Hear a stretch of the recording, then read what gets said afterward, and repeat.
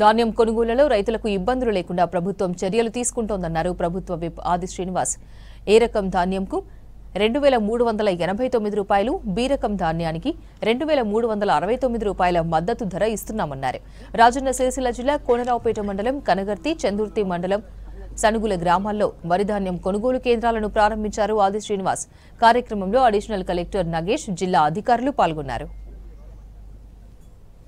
ప్రతిరోజు నెల ఉండుంటే ఈ సమస్య కూడా వచ్చేది కాదని చెప్పడానికి కూడా ప్రయత్నం చేస్తా ఉన్నా.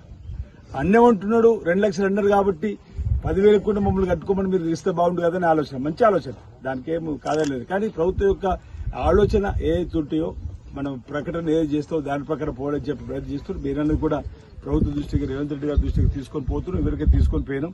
రాష్ట్ర ఆర్థిక పరిస్థితి మీకు తెలుసు. 2014లో మన తెలంగాణ వచ్చిండ్రు, మన ఇంట్లో కూడా ఎదిగినాక 2 కోట్లు వేరు వస్తాం.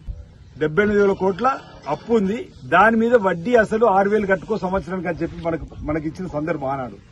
మళ్ళీ మీరు మార్పు కోరమని చెప్పి మీరు రేవంత్ రెడ్డి గారు పీసీ అధ్యక్షుడు హోదాలో వచ్చినప్పుడు మీ అందరు రిక్వెస్ట్ చేస్తే ఆ రోజు విధ్వంసమైన పరిస్థితిని దృష్టిలో పెట్టుకుని మీరు అధికారం ఇస్తే 8 లక్షల కోట్ల అప్పండి. మేము మొదటి అసెంబ్లీలో మీకు చెప్పినాం.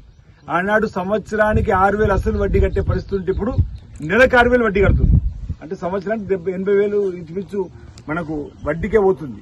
అయినా ఎక్కడ కూడా ఇబ్బంది పడకుండా అన్ని అమలు చేస్తా ఉన్నాం. ఆడతల్లో ఆర్టీసీ బస్సు ఎక్కువ ఉచిత ప్రయాణం అని 200 యూనిట్లు కరెంటు కాల్చుకుంటే ఏ ఊర్లో కూడా 90% కరెంటు బిల్ కడతలేదు. అంతకుముందు 8వ తారీఖు 12వ తారీఖు ఏం చేసింది ప్రభుత్వం వచ్చిన తర్వాత కొందరికి కూడా మనం చెప్పాల్సిన అవసరం ఉంది. మార్కెట్లో ధాన్యం ధర తక్కువ ఉన్నా కూడా మన ప్రభుత్వం 2,389 రూపాయలు ఏ గ్రేడ్ రకానికి మనం ఇస్తూ కొనుగోలు చేస్తున్నాం. ఇప్పుడు ఈ సీజన్లో మన జిల్లాలో 3,54,000 మెట్రిక్ టన్నుల వరి ధాన్యం మనకు రావడం జరుగుతుందని వ్యవసాయ శాఖ ద్వారా మనము లెక్కలు తీయడం జరిగింది. దాంట్లో దాదాపుగా 2,25,000 వరకు మనం 2,25,000 మెట్రిక్ టన్నుల వరకు మన కొనుగోలు కేంద్రాల ద్వారా ఈ సీజన్లో కొనుగోలు చేయాలని చెప్పి మనము అంచనా వేసుకున్నాము.